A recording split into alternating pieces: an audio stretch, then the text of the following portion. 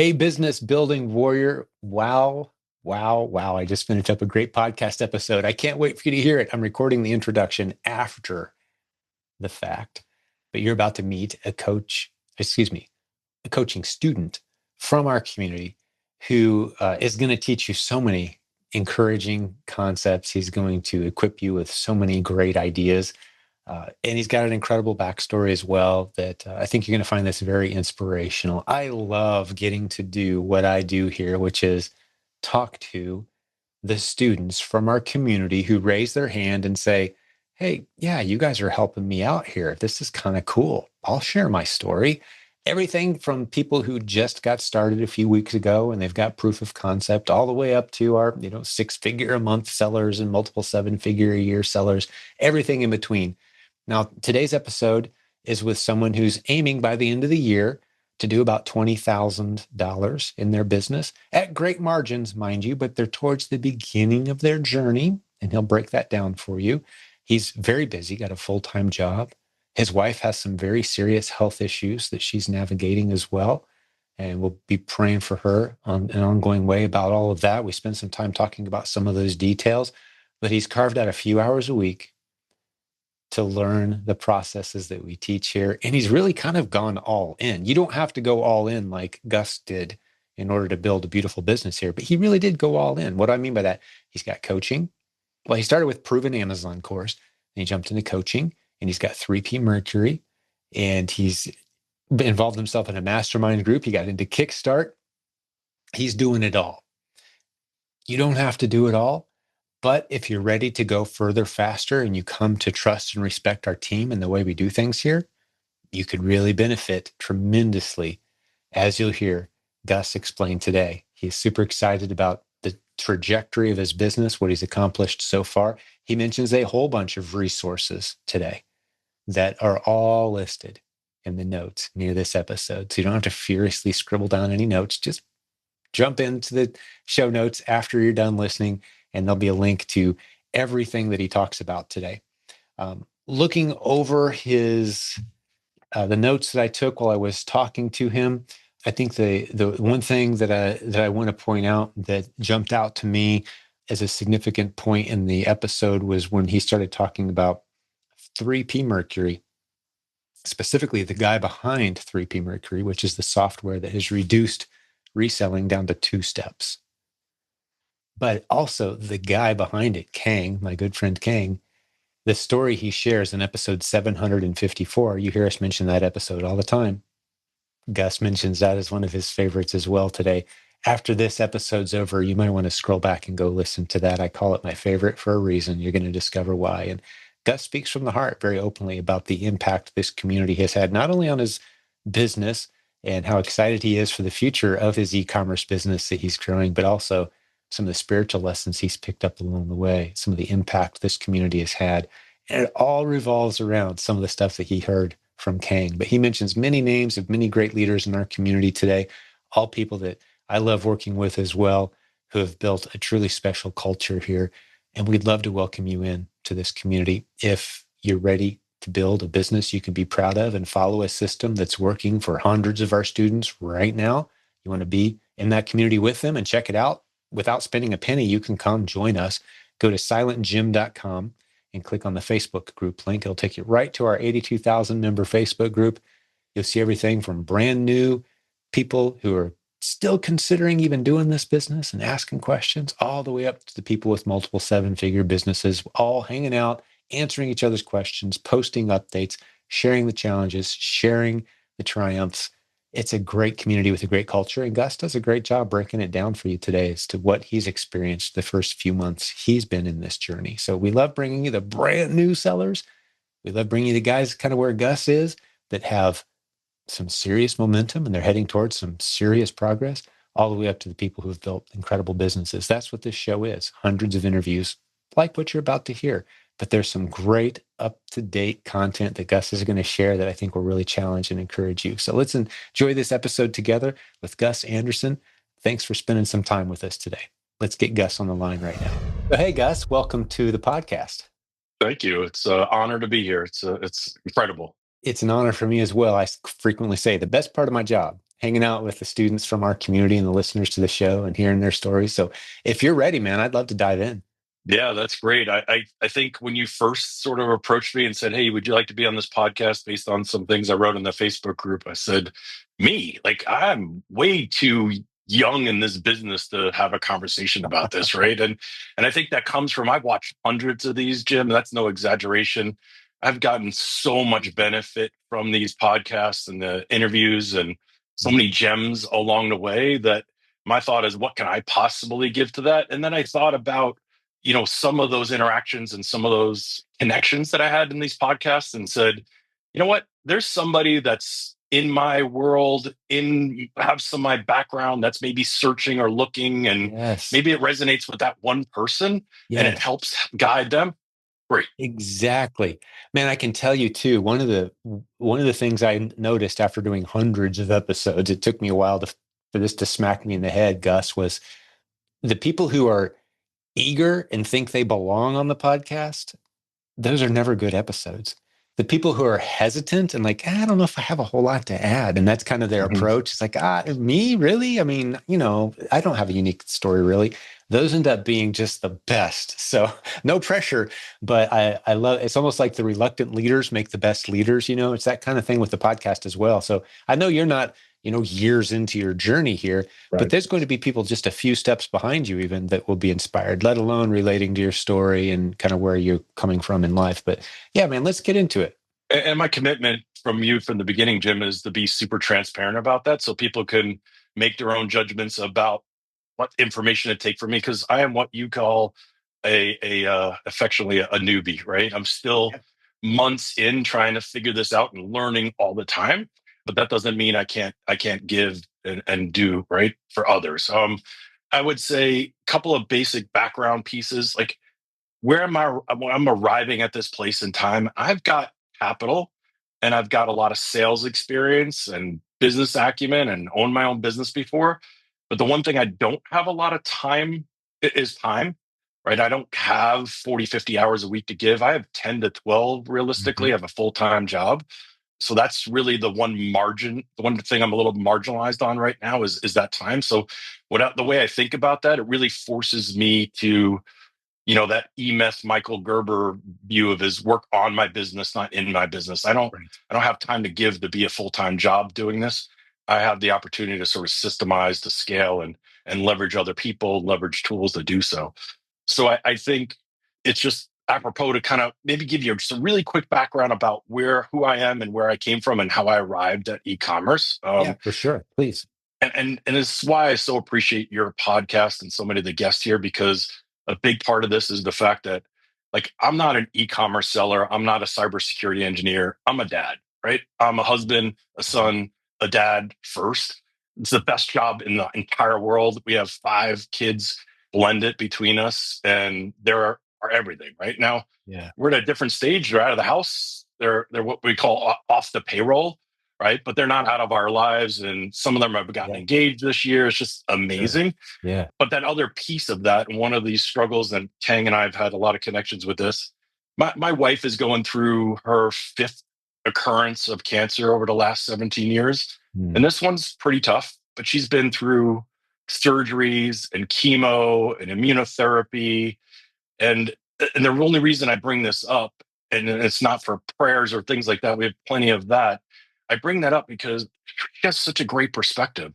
Her saying is it's all icing on the cake, meaning this is all bonus blessing time. She probably shouldn't even be here anymore. And Wow. because of God and because of medicine, it's allowed her to Yeah. continue.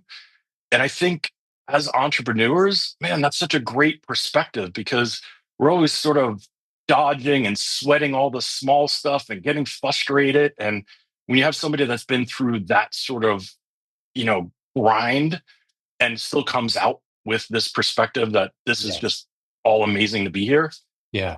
Perspective. Yeah. It's almost incredible. an unfair advantage almost. You look at the number of Yeah. people who have incredible, successful stories, and then you look into their background of where they came from, and you're like, wow, how did they get through that? That's what gave them that strength, is that the grind of what they've been through.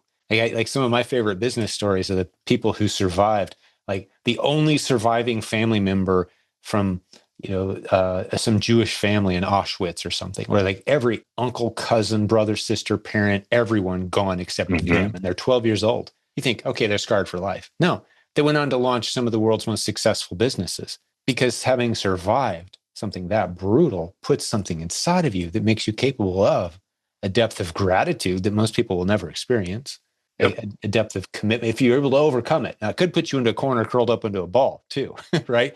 But if you're It able to puts me in that overcome it, corner like your sometimes, wife, right? right? And Yeah. you see it through a lens of gratitude and like icing on the cake, what a great perspective. Yep. That makes you capable of greatness. And those around you are inspired and encouraged by it as well, which, I love it. And without ever having met your wife, Yep. I'm a fan and standing in admiration. Thank you. She's a great soul. Actually, one of her friends asked her today, during these darker times, do you even find joy? And she's like, that's all I find. That's Mm, it. That's all I find are God winks and joy and opportunity to see my kids grow and my friends have birthdays and do all this stuff. So it's just an amazing part. And again, I think it's a critical part about being an entrepreneur is having that optimism, not being blind to those obstacles, but having that perspective to sort of ingest it in a different way. And she's definitely like the inspiration for that, right? I love it. So It's not like she understands that. I can't remember if it was C.S. Lewis or maybe it was Chesterton. I can't remember who said it, but God whispers in our triumphs, but He shouts in our pain. yeah, Right? It sounds like she embodies. It's allowed her to draw closer to God, and that's awesome. That's a great partner in life to have, encouraging and inspiring you on sure in is. this journey, man. So what's your full time job? What else? What are you So doing full time? You mentioned. I'm a cybersecurity sales engineer for a large tech company. Okay. I've been doing that for many years. I'm an electrical engineer by background. That Okay. brings a lot of analytical thinking and Hmm. really maybe overthinking sometimes. So I've really Sure. trained myself over the years to analyze that, give yourself the best setup to do so. But the most important thing you do is take action, move Yeah. forward, even when you don't really understand. And this is really apropos, I think, in the Amazon FBA replens model is you do your best to learn the systems, but you still have to take action, right? And then, Yeah. I started to be in a place where my company was having layoffs, the tech industry is having layoffs. That's why I really resonated with Mike Alty, who lost his job and Hmm. sort of pivoted and persevered and figured out a way. The Hmm. one thing that I tell my kids all the time, they're probably sick of hearing this, is options. Always have options. Always prepare yourself for the future by having options. It could be as simple as, hey, we're going on a trip. Take a bathing suit, take a tennis racket, take a baseball glove, take a hat, take, an extra rain jacket, if you will. But it's also get that degree so that you may not want to be that communication specialist the rest of your life, but that's a ticket to get you to the next step. Go learn, that skill, whether or not you're using it now is a great way to do it. So I just taken my own advice. Let me go see what else is out there. Let me go see if there's a plan B for me that maybe enables some of the things that we're going through at home to still do and give me a lot more freedom while I do those kind of things. So I don't know. Jim, I wish I knew that moment, like when I found this group, because I was searching. I talked to friends about doing vending machines. I know you and another guest talked about that. I came close on that. I was looking at Airbnb investing. I was looking at YouTube influencers and making videos, TikTok. My kids will laugh if I say TikTok.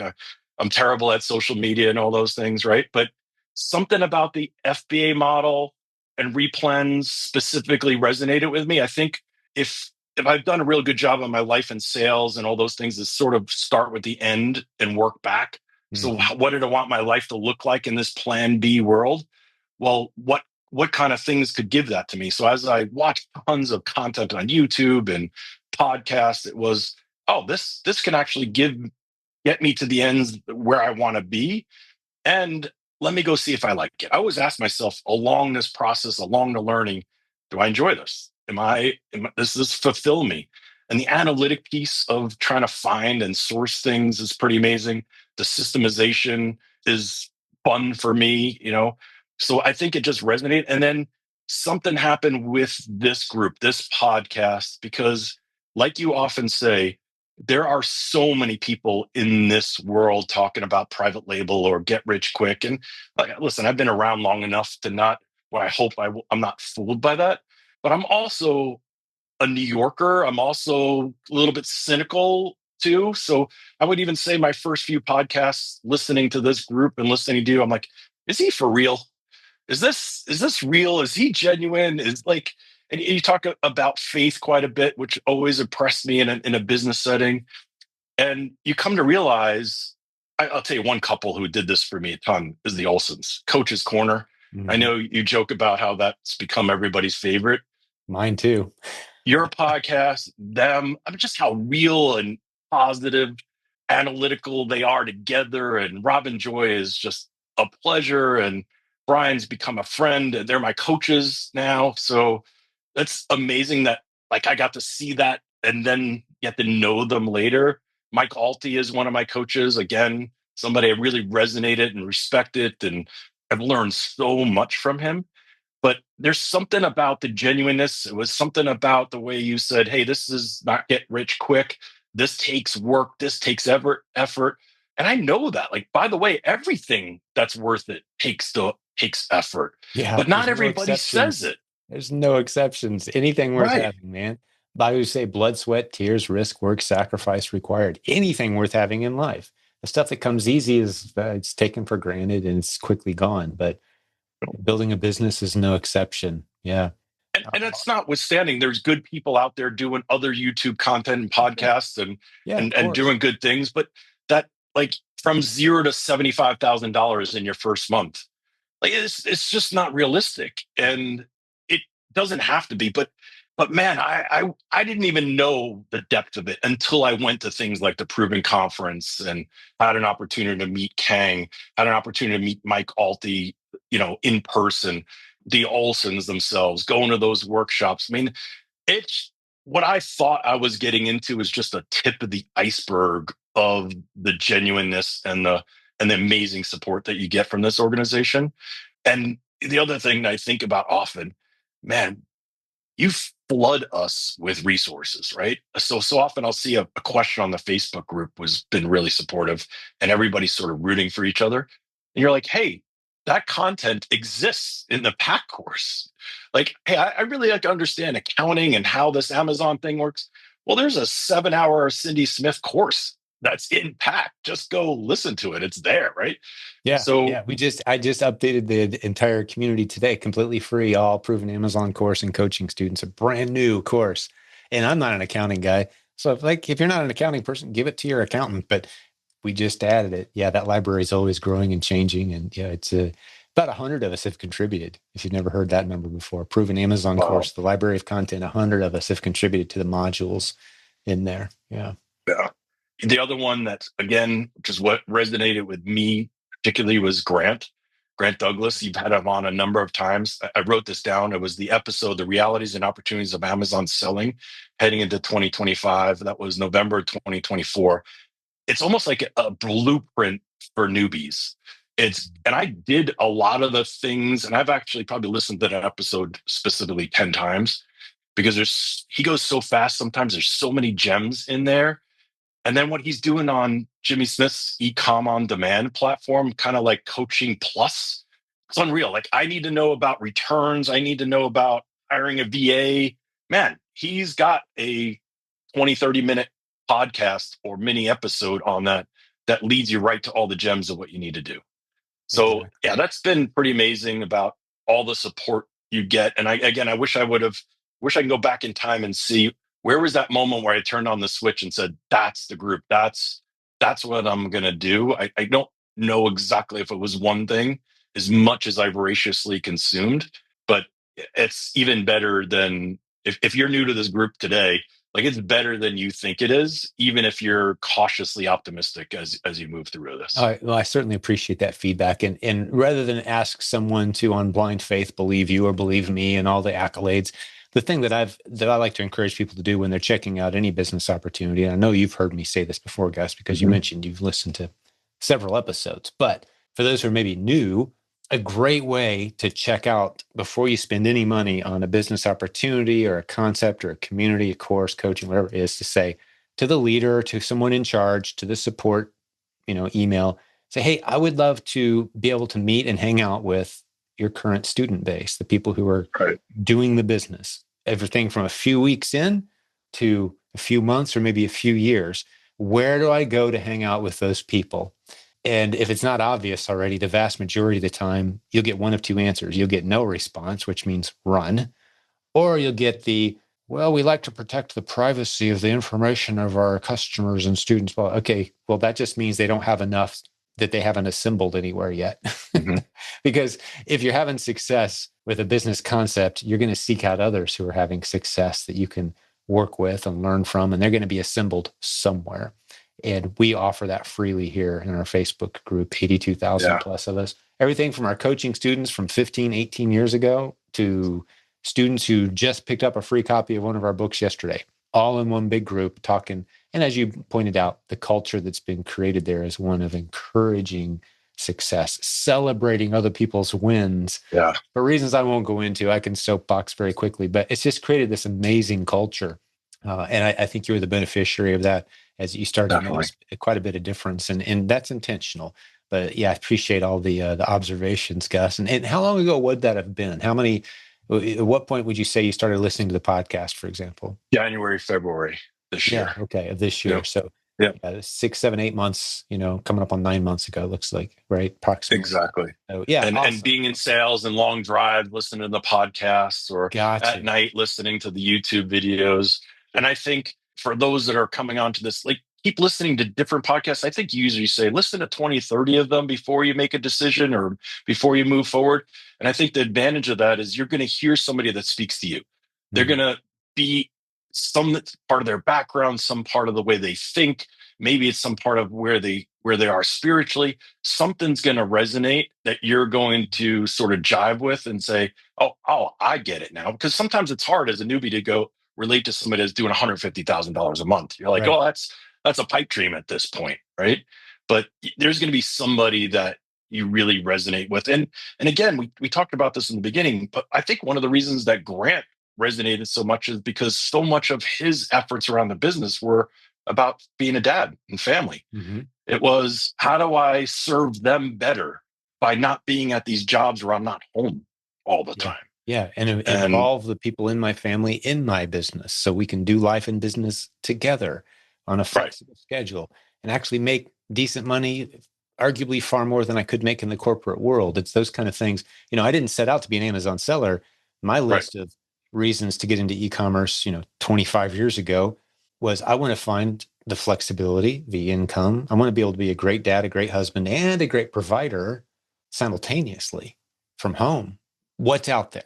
That's what started my journey, and I began sharing that journey with others, and that was the origination of this community. 25 years later, and there's a bunch of us doing it, and this is the opportunity, kind of our flagship opportunity. We love everything about e-commerce when it's done the right way, but the business model you're in specifically right now, the replenishable model, that's the flagship opportunity because we call it. I know you know this, Gus, but for the listeners, we call it the low, low, high. right. Low risk, low barrier to entry, low cost to get started, high odds of success if you follow the system. There's nothing else like it that we've ever seen, which is why we tend to put it up front and center to all of our newbies who are ready to put in the work. And now that you say that again, that probably was one of the things that resonated real well. Because if you're in the Airbnb, no, it's 250 grand Mhm. in and then wait 3 or 4 years. There's nothing Yeah. wrong with that. There's time and a place for all those things. Yeah. But that's what resonated too, because I had limited time. I had the capital and blessed with the job I have, the money I make. But it was like, hey, that is an opportunity for me to sort of slide into this slowly and actually do a proof of concept or a Yes. check on, did it keep making me happy? Was it something I enjoyed doing? And did it something that I see actually had profit potential in it too? And it Good was. But stuff.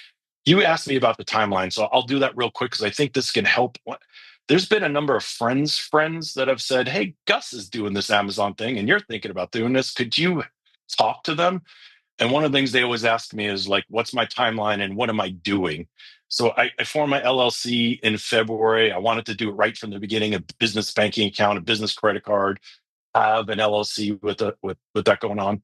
I did the pack content. I did your book, The Silent Sales Machine. I did the Amazon 101 in pack. I did a ton of Jimmy Smith's content, which is incredible. And he's woven all through the pack as well. I did Kickstart with Robin. And the one big advantage of Kickstart, I think, is that it brings you from beginning to end, meaning go find a product, go set up it on and list it, go ship it to them. And mine was like 3 books, right? You're in a Walmart scanning everything. I'm in a Home Depot aisle scanning everything I can. I'm just trying to find something I'm ungated for, something to send in. And you get a couple of items and then you ship it in and then you eventually get a sale. I don't think that'll happen in the 4-week process because that's just not the way the timeline works. And then made these friends like Keith Burrows, who sat next to me at the 100 ASINs workshop, who I know he's a preacher, he's an amazing human.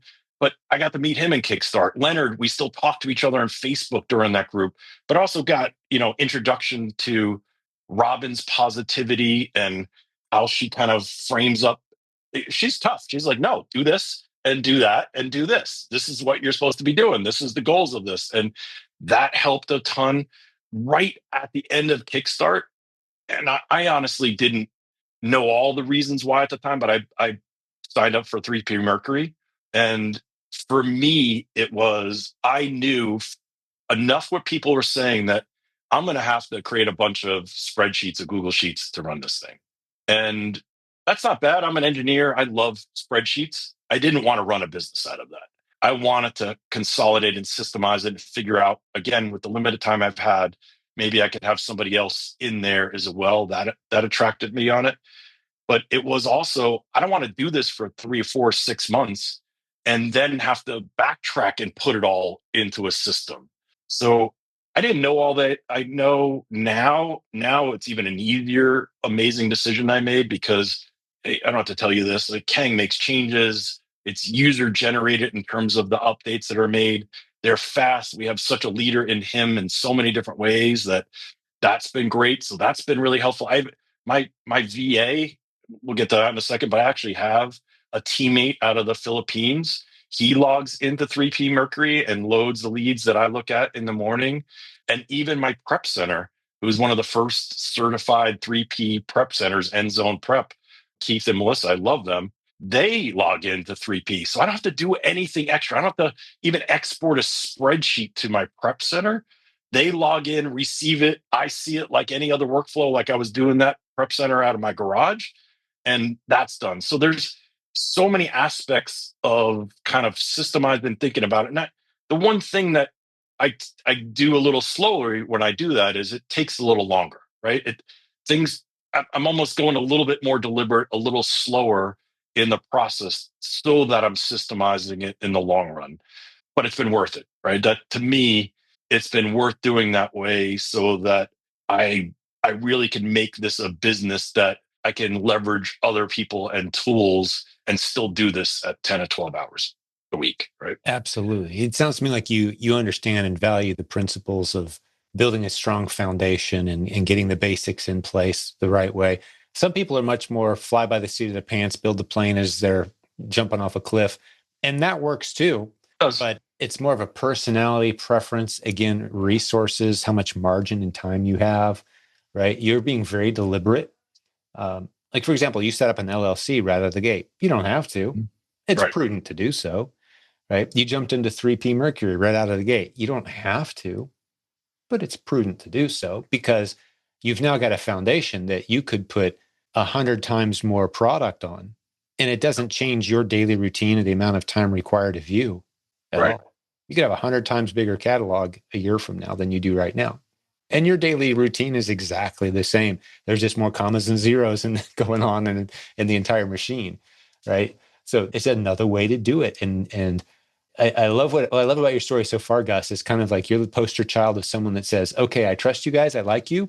I right. want to do everything, and I want to sign up for everything, and I want to do it the right way, and I want to understand it, and then I'm going to go." And you're kind of a few inches into the "I'm going to go" part. It sounds like to me, but you've got this amazing foundation built, and the names that you're mentioning are just all dear friends, and every single one of them, formerly clueless newbies Right. who had nowhere near as many advantages as you do, if we're going to be honest, because 3P Mercury didn't exist, for example. Kickstart didn't exist, for example. Like we just had some training in a Facebook group, and now we've got tools and and we notice these gaps in our product offer, and we're like, hey, let's fix this problem. It seems like newbies get tripped up on the same 5 or 6 things. Well, let's just offer them a class and get them past it, so they don't think of these little molehills as mountains, right? Let's Definitely. help them get over the speed bump of sending in that first shipment in a class. So yeah, I love it. You're doing a great job so far, man. I love how you're breaking it down. Yeah, so keep going wherever you want to go, man. I trust your instincts, and I just want to keep hearing Yeah. your story. The other part, what you just said about, not getting stuck on these molehills.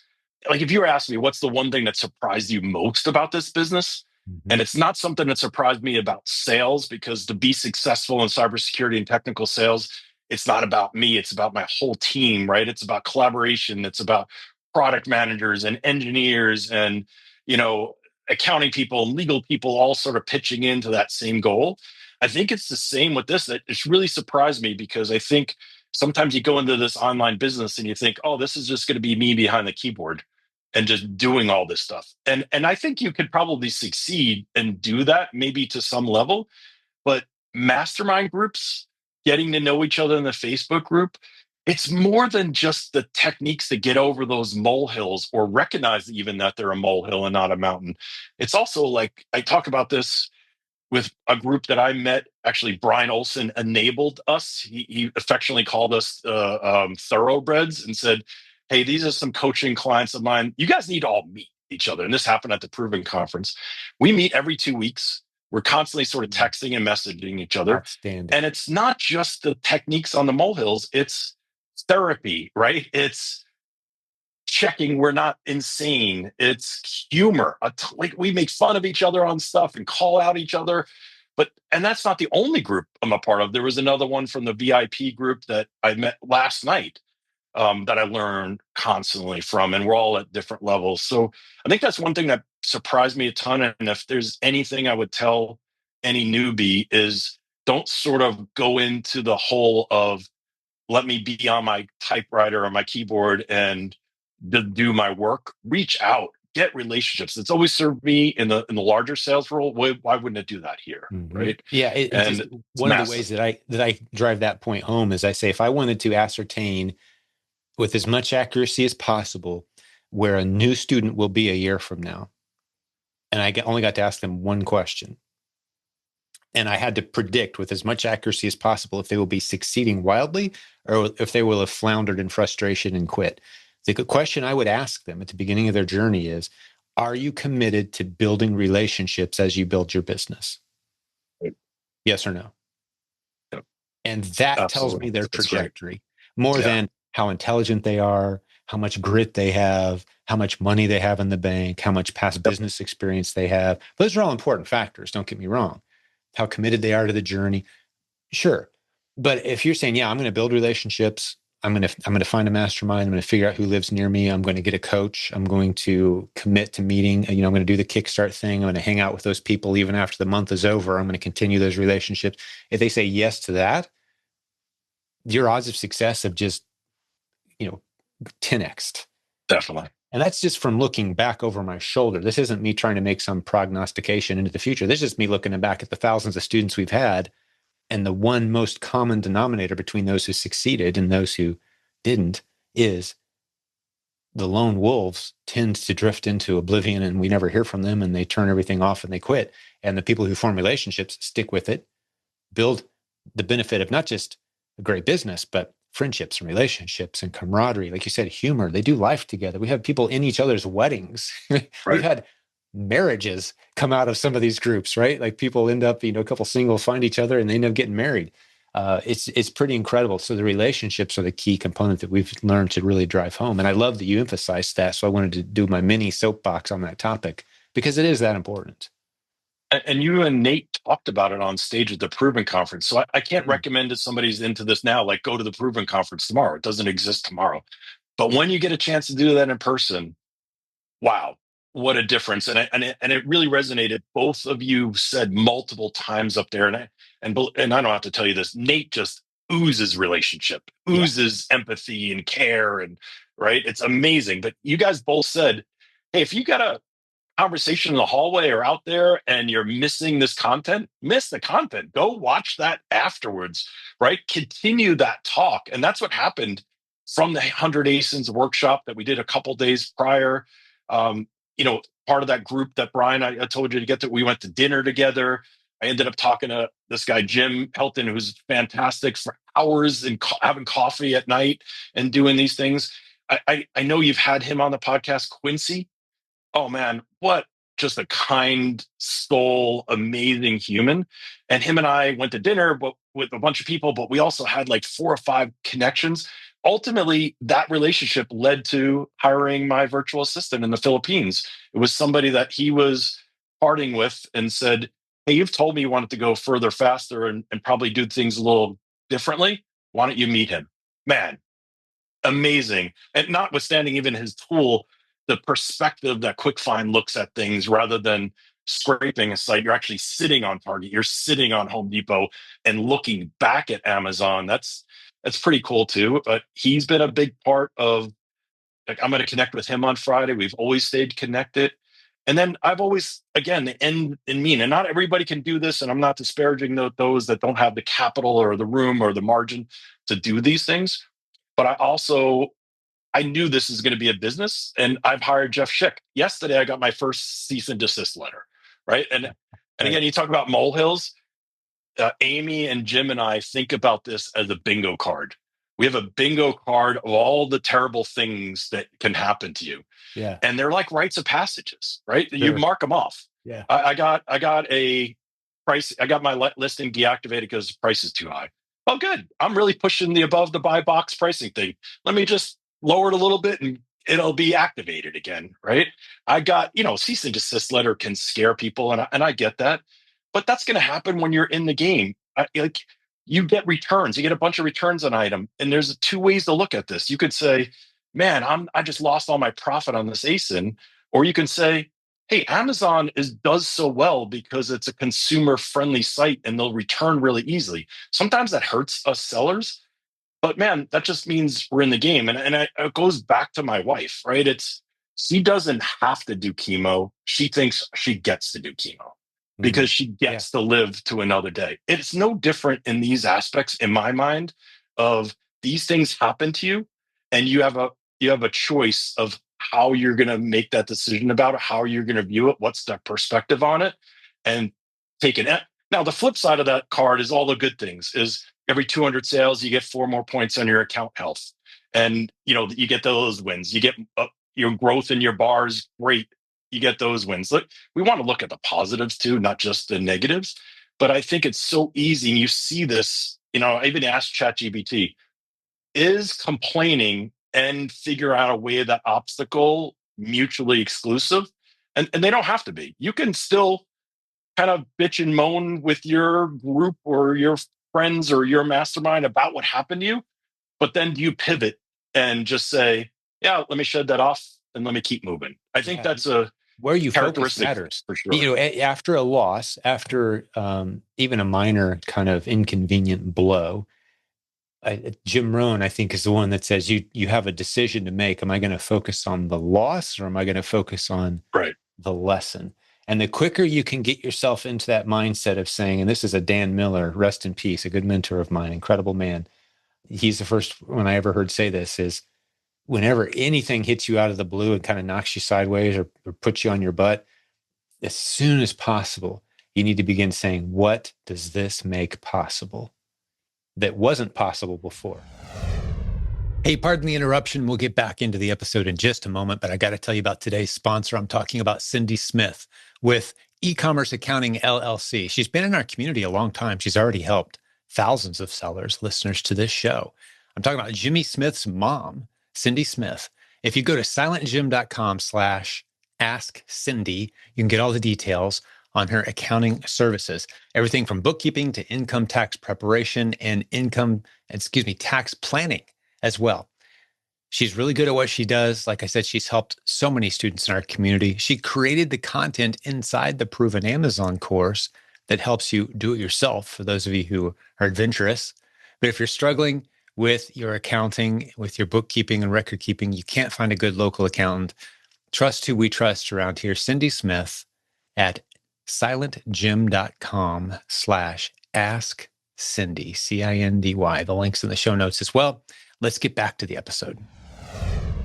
As soon as possible, you need to begin saying, what does this make possible that wasn't possible before? Right? So you're focusing on the lesson and you're asking, what does this make possible? What are the positive ripple effects?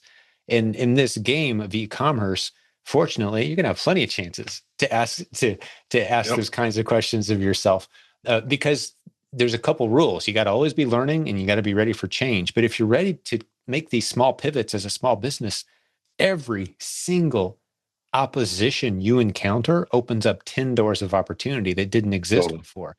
If you can just keep the proper mindset and keep in a community of people who have that perspective, it throws open doors of opportunity every time. When Amazon does something that's frustrating, for example, it's frustrating for brands as well. I'll give you an example. I don't know if this came across your radar or not yet, Gus, but Amazon recently said, you know what, all these mid-level brands that we were working with directly, we don't want to work with you directly anymore. We're only going to work with the really big brands. We don't want to receive pallets of your stuff anymore.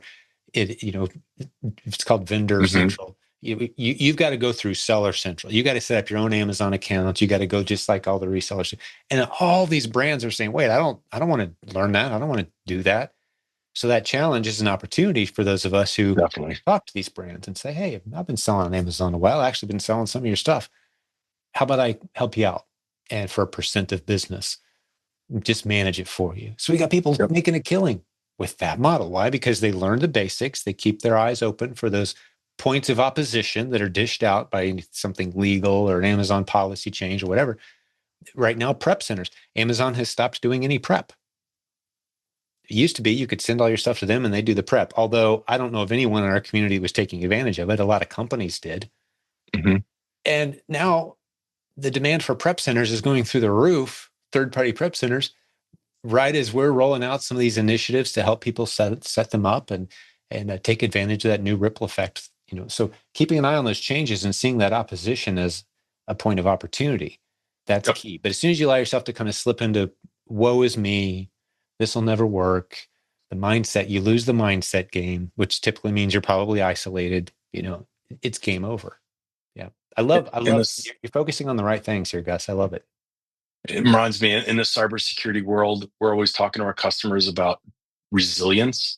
Can they overcome a ransomware? Can they overcome some of these hacking identity issues going on? It's no different than our business, is maybe in micro ways. Like, can we get over some of these issues? Like having Jeff Schick's group or a lawyer on retainer, so that when these things do happen, you're resilient. You have a path to say, hey, what do I do in these cases? So you take some of those lessons, I think we all do, from all the different aspects of life that we've been in, and how do we apply them best to this model too. I think that's been helpful. I told you in the beginning I would be transparent about numbers, and I don't know if this helps some people, again, puts in perspective where I'm at. I really started shipping in April. I was just about $1,000. And again, for those that are in the darkest moments, which is that ungating world that feels like you can't get anything to sell, man, that's probably the grittiest time they need to just be. I remember being in the clearance aisle and being in Walmart and Home Depot and Lowe's and Ace Hardware and doing OA and just trying to find something. But if you work hard enough, you'll find a couple things. You have this ungating post that you always put in Facebook. If people would actually watch and read that a few times, that could give them the right guidance to do those things. But it's not easy. But nothing in life is easy. If you can grind through that, and I did in April, and I got $1,000 worth of sales, right? And in April was just 150. I'm looking this now. May was the one that was just over 1,000. And then my June and July are $2,200, $2,500 in sales. Again, I'm not the person that's doing 50,000 in my third month. And again, but I've still been able to get a ton of value from somebody like Grant that's doing multiple hundred, more than 100,000. And then this last month in August was just slightly under 3, and I think September will run around 5.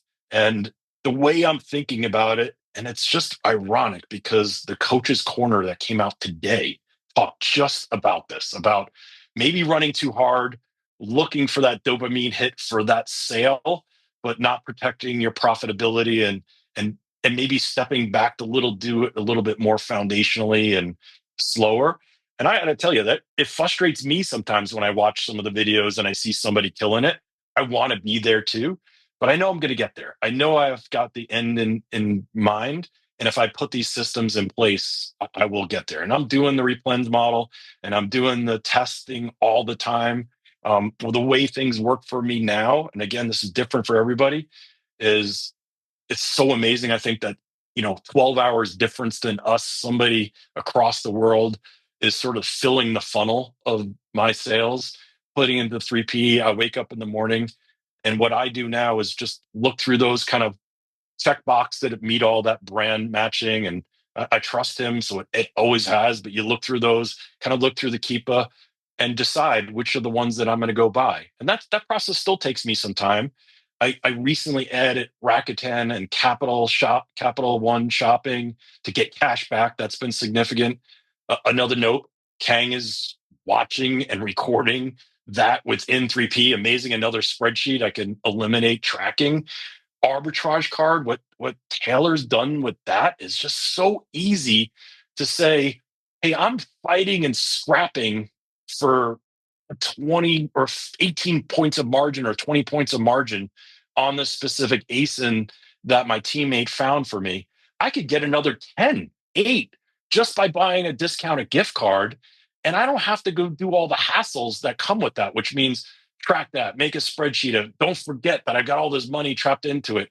No, he's got an extension on it, and I can be on Barnes and Noble and actually cut and paste those numbers straight across and then mark that I use that. So I'm not wasting and forgetting about any money. That's taken my margins where I was around 16, 17%, and I was at 23% in August. And it's just based upon the arbitrage cards. And I know there's other vendors, and I'll probably look at those too. But he's made it so easy for me now that that's where my head is at, is leveraging more tools to do more in that amount of time, so I can squeeze out more profitability. Yeah, you're coming at this from a very systematic engineering brain type of angle, which I would expect nothing less. And there's other people who do it different ways, but you are all about foundation and systems, and you've mentioned some tremendous resources. By the way, if the listeners are trying to furiously write down notes, I probably said this in the introduction as well, but there's links to all of this stuff in the show notes for today. Everything I'm making notes myself as we go, so I can reference all of that in the notes. But absolutely, you're dialing in a beautiful process. And again, to kind of repeat something I said earlier, to go from 5,000 to 50,000 isn't going to be a change of your routine. Mm-hmm. It's going to be pretty much the same morning routine you have now, especially now that you've systemized things to this level. 3P Mercury, you may have 3 or 4 virtual assistants that you're paying to dump ASINs in while you sleep, 12 hours, different time zone difference, right? And then you wake up, and instead of looking at the 30 or so ASINs from yesterday, you've got 500. But you're looking at maybe not just those 500, maybe you're looking at all, say, 20, 30, 50,000 in your 3P Mercury, saying, okay, 3P, which are the best ones today of all of them? It may not be something that we found last night. It may be something we found 6 months ago that's best today. You buy what's best after a few minutes of considering how much money you want to spend that day, and your job's done. Off it goes to the prep center. Prep center sends it in, just more commas and zeros. So I love that you've identified and recognized, because some people think, oh man, I'm spending 10, 15 hours a week and I only had $5,000 of sales. Like, I can't do that at 25% margin. I'm putting a little $1,500 maybe in the bank at best. Well, no, you could add commas and zeros to all of that, and you're Mm-hmm. still working the same amount of hours. Right. Because you've laid a foundation, and you see that, right? You've got proof of concept. Correct? Do you feel like you're at that point now? Yeah, I actually made that very intentional proof of concepts of different stages I wanted to make. And again, part of that was, do I enjoy it? It wasn't always could I systemize it and make it work? It was always, there was a portion of that was, did I did I did I feel fulfilled with this? Did I feel like I moved the needle? Yeah, I have. That's been amazing. I just actually reached out to my teammate today and said, I think we're going to switch up things a little bit. And I want to know if you're open to this. There's some administrative things, some pricing things. I've built this trust with you. I think there's an opportunity for you to do some of that for me. We've also switched this to not just finding me like 10, 20 ASINs a day of possibilities, but what you just mentioned is go load 1,000 into this. And that was definitely even shift for him, for me. But I've taken the evergreen sourcing classes with Jimmy, and heard Khang talk about this. Load those in so now you could use the tools. That's one of the reasons you're not on a spreadsheet, Gus, is to take the tools, use those filters, look for where sellers are exiting that ASIN, where pricing might be going up, and then say, hey, that's an opportunity I should be putting my money in. Even though maybe I make a little bit more profit on XYZ ASIN, this one's actually got more of the signs and signals about where we're going. So we've made some of those changes. He's just been so wonderful about, yeah, like if that works for you, that works for me. That actually gives me, not him, an opportunity to grow and learn. And believe me, I'm not getting this from out of my brain. This comes from working with Quincy and sort of pulling things out of his brain, working with Grant Douglas, taking his training about VAs, Jimmy's. It's been really helpful about doing all that along the way. And there's one part I'm looking at my notes that I probably missed that is probably served me the most. And again, it just resonates with me as an analytic person, but the Olson's 7 core competencies. Mm. And it's a little bit more than just that. So if you go out there, it's a multi-part series about all the things, and it basically is all the aspects of the business. It's sourcing, it's buying, it's shipping, it's pricing, it's replens, all the big key parts of doing this whole business.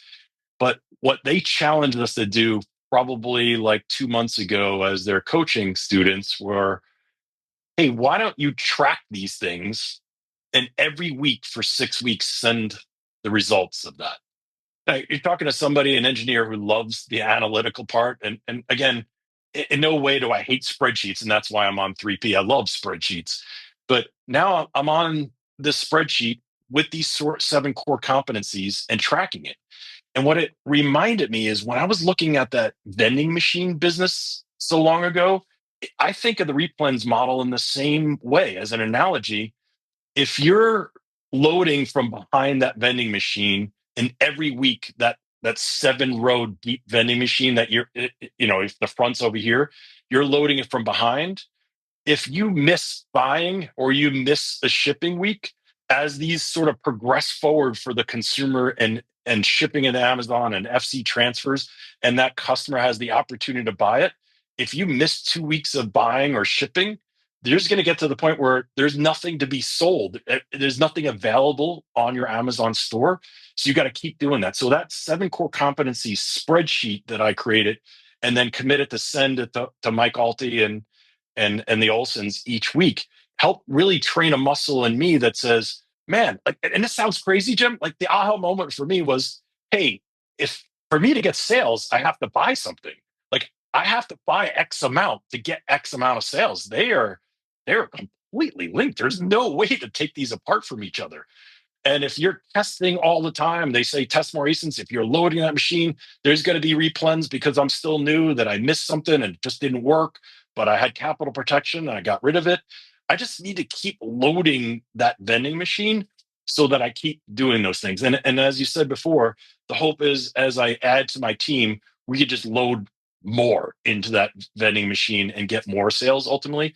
But I think that if you're new and you're looking maybe for the accountability of the discipline, that's not what I needed. What I needed was that really that system that says these are all linked. And if I buy every week and I ship every week and I send every week and I reprice every week and I look at all my ASINs every week, and then at the end of that, I say, which ones made replens? Let me mark those as replens and now start adding those into it.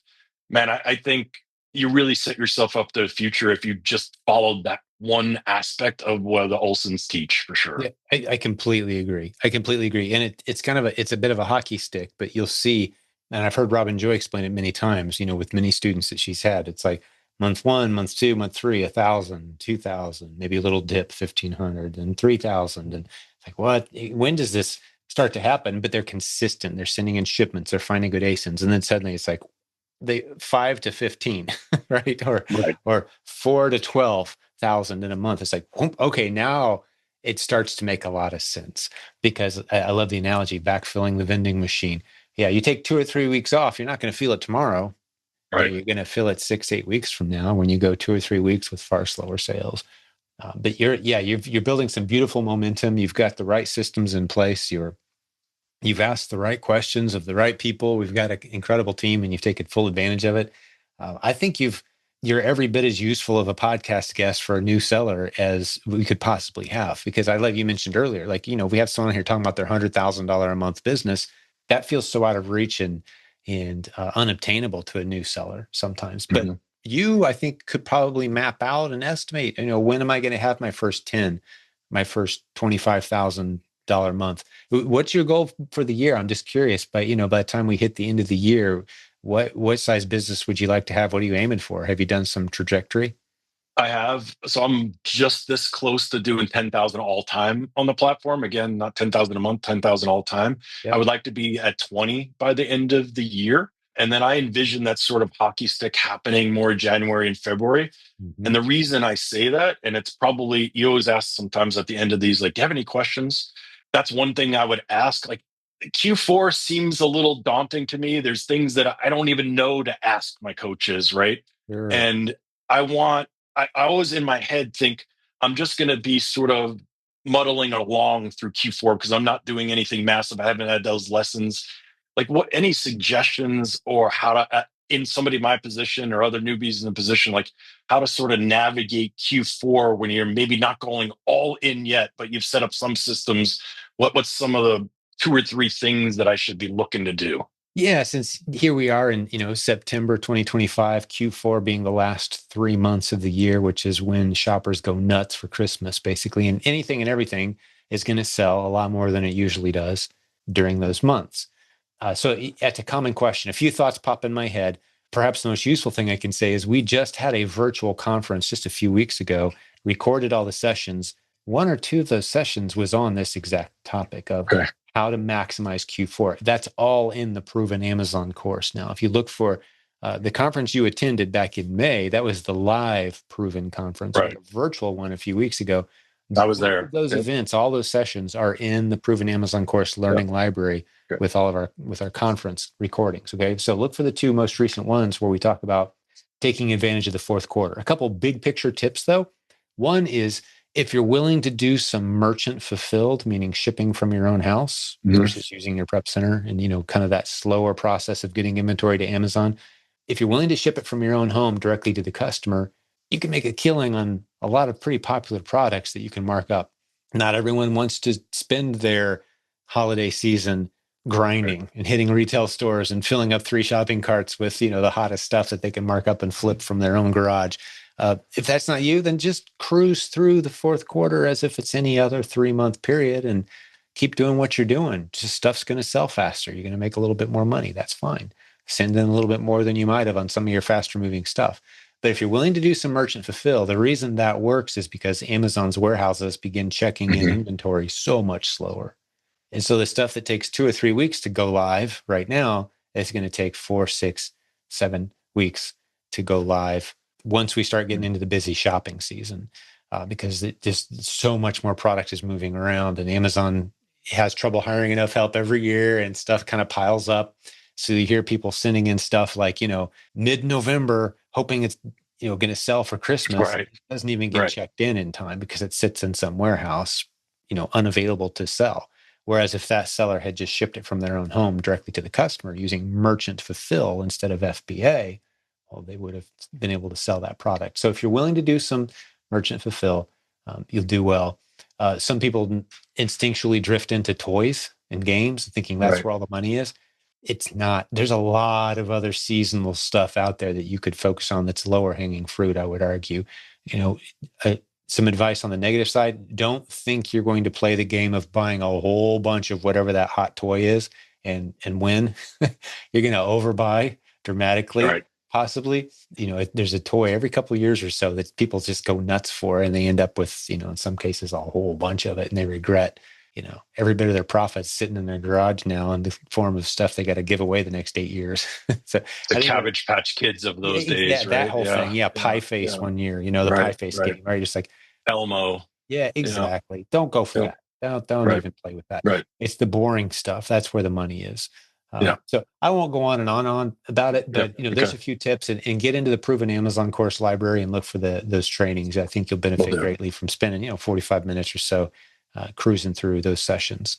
It's funny, Jim, because that's what I said earlier, which is when you're looking to know something, just go to the pack. It's there. I almost Mhm. promise you there's some form of that Yeah. already there, And if you don't know where ready to to look, go train to the you. free Facebook group and say, hey, Right. where's some What do I do? resources? They're going to point you right to Right, that spot, probably with a direct link right to that right, resource in the proven Amazon course where you can right. study up on it. Yep, that's great. And then I know we're coming up on time. If I had to kind of highlight two things, number one, don't go this alone. There's so Mhm. many resources. Yeah. If you've got the margin, the capital, the time, coaching is the best way not to go alone. But if you can't do that, you have the Facebook group, you have masterminds, you have groups like Legends. There's so many resources given to us. Jim, I almost think about this as like, it sounds like an odd analogy, but this whole group is like just one big heating blanket around you, right? Mhm. Even at late at night when you're trying to go to sleep and you're worried about life and you're worried about jobs and you're worried about things, you just pop on a YouTube video and kind of get warm all over again about learning something or inspired by something. So just embrace those resources. They're there, and you're right. You've created this spirit of this group where everybody's rooting for each other, and I think that's so powerful. And then the other part, I just can't understate this enough. You can have all the systems you want, and I have a tendency to overanalyze and overthink. But the best thing you could do as a new person is take action. Take action. Is buy that ASIN, even though it's maybe not perfect or you don't even understand it completely. If you got a little bit of capital protection, early on, I didn't even necessarily even care about capital protection. If the item was $5 and I was going to lose $25 on those five items, but I was going to sell them, I was okay with that. So taking action, because you are not going to learn unless you do. There's just, and that's probably everything in life. But in this life, in this world specifically, I just don't think if you don't take action, you're not going to do. Yeah. And You can't if steer there's, a parked car, you can't. Once we get you rolling, even if you're going in the wrong direction, we can get you back on track. But if you're just sitting Right. there turning the wheel, you're back and forth. Yeah, it's frustrating for us as well to see students kind of do stuck in decision mode and never actually taking action. And if you've done Keep a 360 and study those things and use your calculator, if it's 3P, you can make a good bet for the most part, and an informed bet on those ASINs and probably be okay. But those open other opportunities. The sales themselves open gating, open the doors to more. So when you're in there scanning something or on OA and you're like, I'm gated, you'll start to see those open. I probably haven't seen them all open yet. I'm right around 500 total items sold, but I already feel that. Maybe my teammate in the Philippines would say, "Oh, Gus is gated so much because it slows him down a little bit." But he's even now found that those stores are starting to open. So you just got to take action, because otherwise, to your point about the park car, it's not, your scenery is not going to change. Yeah. Yes, exactly right. Yeah, Yep. ungating is one of those frustrating things, one of those molehills that feels like a mountain. The Yep. post you referenced earlier, I might as well mention it, although it'll be in the show notes, is at silentjimdotcom/ungating. It's just a bunch of free tips and strategy. It could be a whole course, a mini ebook, but it's just a great post that helps you get confidence as a new seller to get through getting those first few transactions, so those gates Yep. start to fall open for you and more brands and ASINs become available at that Yep. point. But yeah, great episode, Gus. And your sense of timing was Thanks. perfect because we are about to wrap this one up. But I just wanted to make sure if there's anything else on your list or anything else that you were wanting to share or ask today, that I gave you the opportunity to do so. But you've been a tremendous guest, man. You've got future leadership potential all over you, and whatever you set your mind to, I'd love to see you thrive and have you back with your first maybe 20, 30, $50,000 a month, and who knows, maybe a coach, content, that kind of thing. You really grasp the concepts, and you've applied yourself even in just a few hours a week, man. You've done a tremendous job. So it's a pleasure having you in the community. But What else is on your mind? First of all, that means a lot to me, Jim, for somebody that's sort of standing on that mountain, can see all the things. And I haven't even gotten over there to know what this business all is. So it means a lot for you to say that to me. Oh, thank you. I can The, kind of spot people a mile away that have the right mindset and approach. It becomes so clear at some point. Very few people fall into that neutral territory of hard to read at this point. right. Either like, wow, that guy's on his way. She's going to do great, or they're going to struggle. They don't think relationships are a big deal, or they're falling for whatever the latest internet shiny object is, and they're getting distracted. Right? Those people, they stand out like a sore thumb. But no, you're on the right track for sure. But go ahead, buddy. What else There, is on there your are so many people in this community that are way beyond even what I think I am in those cases, what you've said, and the people that I've met and been blessed to know and become friends with.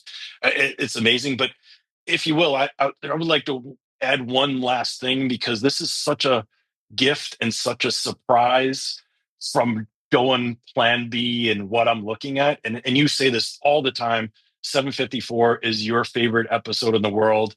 Khang is, just from a business side, is one of my favorite people in the world, and all he's enabled with the system and willing to help, and his videos, and how sort of like, it's hard in business to say altruistic, but he's just so giving in terms of let me help others and let me do those kind of things. But the biggest gift of all was his discussion at the Proven Conference. And I can't really even imagine like going through what he went through. And for those that don't know, watch 754 and that podcast. And if you a PAC member, go to the Proven course and look. I think it was Finding Joy in a Troubled World. Yeah, that's That exactly was it. the Someone most posted it in the Facebook group not okay. too long ago. I think it's publicly available as well. Finding Joy in a Excellent. Troubled World. That was the title. It was a bonus evening session at our live gathering. Yeah. It was so heartfelt, and he so like was so vulnerable in those moments. And I, looking back, and again, I don't know him as well as you do, but man, like he just put himself out there, and I know it was for the good of others, right? And good for him too to let those things go and talk about those things. But Jim, like, the profound effect that had on me. Like, Mhm. I've traveled a ton in my life for work, and in every hotel room there's a Bible, and I have never opened it in the 30 years I've been traveling for work. I opened it that night. I was finding that Matthew 22 verse that he was talking about so often. And what really resonated for me with that was, and again, I'm not a scholar when it comes to the Bible. I'm a good Catholic. I've always been, go to church occasionally. When I don't, I get the Catholic guilt for doing those things, right? But You're famous for your guilt, you Catholics. yeah. But I always thought like, well, I'm a good person. Mhm. I'll be fine in the long run. And in that verse talks about, again, I'm paraphrasing, you may know this more clearly, but it's like, hey, I've been a good person, God. And he's like, yeah, but I don't even know who you are. I never knew And I you. don't even think you knew me. Like, what are we doing here? Like, go away. Like, you don't know me. And that just hit me hard for whatever reason. Maybe it's for what's going through with my wife. Maybe it's just how he articulated. I read that, and there's some kind of ironic twist. I schedule my prayer time now, and one of the times that I do this, it sounds crazy, and I shared this with him. When I go to UPS, is no podcasts, no music, no nothing. It's a drive and it's a conversation with God. Because as a Catholic, I always thought of prayer as this request line. To me, it was, here's where I'm going to ask God for something. I'm going to ask him to heal my wife. I'm going to ask him to not give her so much pain. I'm going to ask him to protect my children, or when they find their spouse, that they have, happiness together. That's what I always thought prayer was. And now for the first time, because of him and because of that verse, I'm just having a conversation with God, and I'm just in my head. And sometimes it's out loud. Maybe it sounds crazy, but we're just kind of talking. And I'm almost just checking in with him to ask him, am I doing the right things in life? Am I on the right path? And not just on business, but am I supporting my wife in the right way? And there's some things that came out of that discussion about how I don't allow the seriousness of what's happening to her to protect myself, but she feels minimized when I do that. So we've had some really good conversations, but it's like God that brought me that insight. So I don't want That's to awesome. overdo this in an e-commerce podcast, but ultimately that's been the best gift I've gotten in this whole process. And I I Wow. can't thank Khang enough for that, because he enabled that moment for me. And I don't know, it's just had a really profound effect on my life, and on my wife and our relationship. And it's like you're speechless when you think about those kind of things, like his willingness to say that, and how it was the right time and the right place. So that's pretty amazing.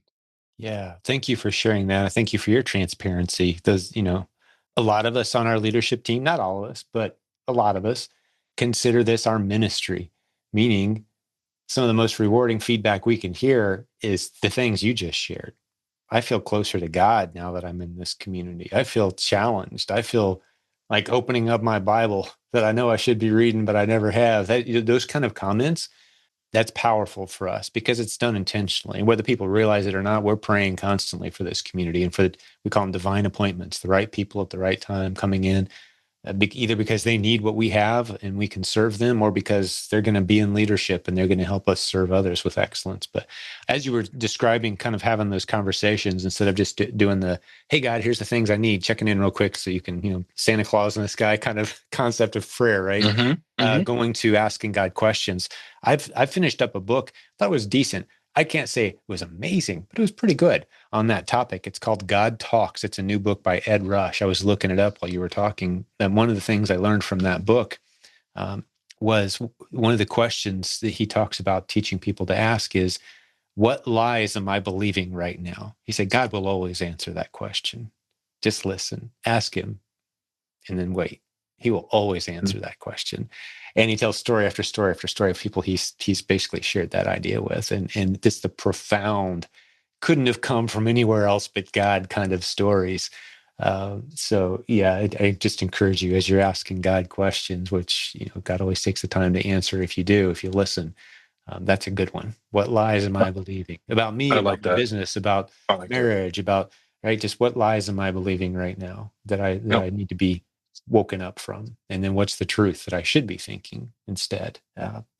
My grandmother used to always say with us, and she was in some ways Mother Teresa in my mind. She's just Mhm. such an example of all that. She used to always say, if that's in your will, Jesus, or if that's in your will, God. And I remember thinking as even a young kid, what do you mean if it's in his will? It's up to me to do that or not do that. Or like, I don't have to ask somebody else. But that's those conversations that keep coming to me as I'm driving or having these quiet moments in these talks with him is, hey, Gus, you're doing the right thing. You're on the right path. Like, he's enabling this for me. It's not without action from me. It's not without activity or those things we talked about or studying, but he says, yeah, you're doing the right thing. You're doing this for her. You're doing this for your family. You're doing this to be prepared. You're doing this as a provider to make sure you're covered and have health insurance and all those kind of things. Yes, you're on the right path. And it was like the first time at 57 years old, I said, hey, I understood at 5 years old what my grandmother was saying, if it's in his will, because that's the way I talk now is, hey, if this is what you want, I'm in. And I'm constantly almost asking that more than I am protect my wife. I'm like, what do you want from me? What, Yeah. what do you need me to doing? What do you need me That's to do amazing. now? You know? So I'd love to hear it. The thought popped in my head, and we got to wrap up. I got to get going yep. here. Yep. Great conversation, but I heard a pastor one time saying every miracle mentioned in the Bible, every time there was a miracle of some God just intervening and breaking the laws of physics and science and just doing something incredible, there was a person who was asked to do something fairly simple, fairly insignificant seemingly, but if they hadn't obeyed, the miracle doesn't happen. Mhm. Moses had to strike the ground with his stick. It's like, okay, bonk. And then God does. But if you don't do the little thing, if you don't take Right. the action, if you don't say, okay, God, I'm listening and obeying, then you won't get that God intervention moment. So yeah, just a cool little thought, maybe to tap this one off. But pleasure spending time with you today, Gus. I really enjoyed our time Same and here. conversation, and it's a pleasure having you in the community, my friend. You've contributed a lot of value to a lot of people.